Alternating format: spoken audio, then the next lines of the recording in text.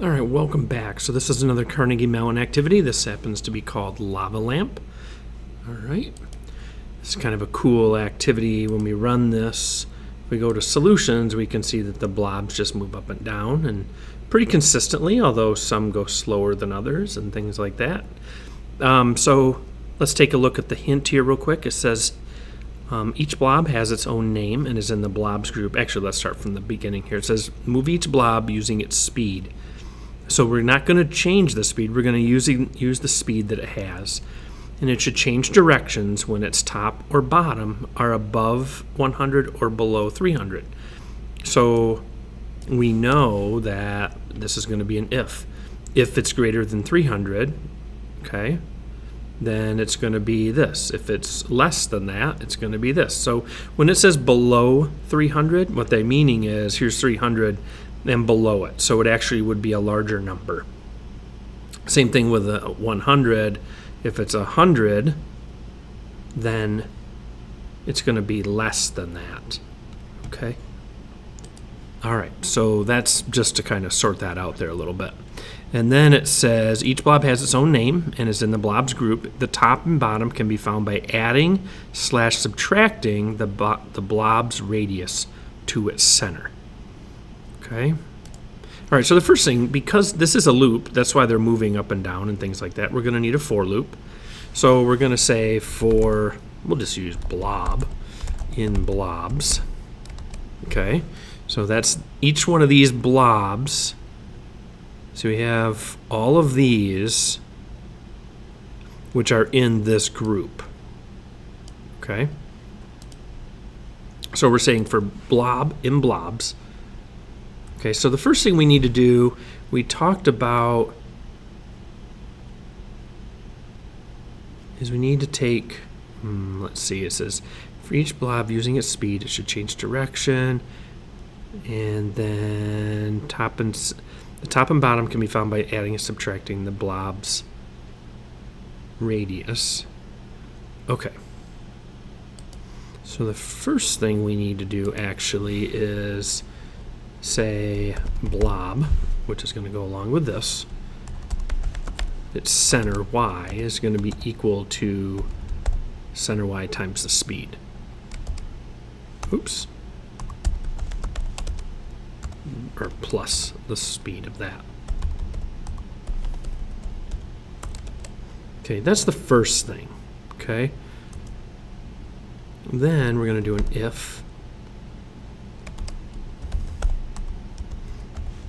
And notice how it says the top and bottom can be found by adding and subtracting the blob's radius to the center. We're going to add.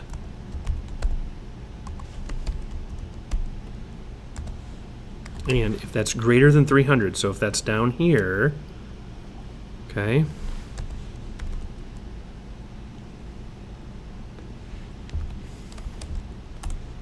then what we want to do is we want to say that the blob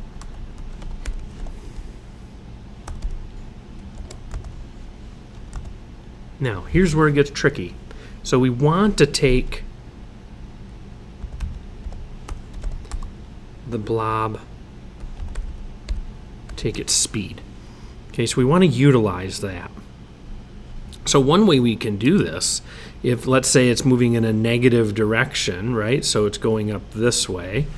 Well, if we multiply that by -1,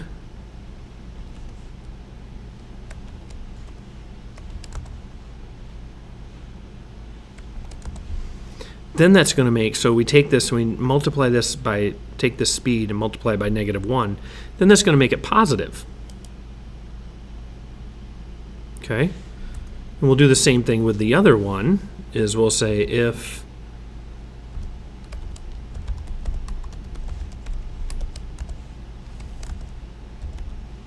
actually subtract, not, the first one was plus, this one's going to be subtract.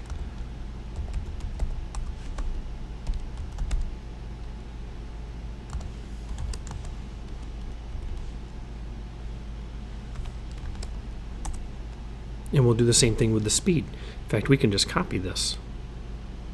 Because let's say then that this is less than 100, so it's moving up, and it's a negative number, it's going to become positive and go down this way.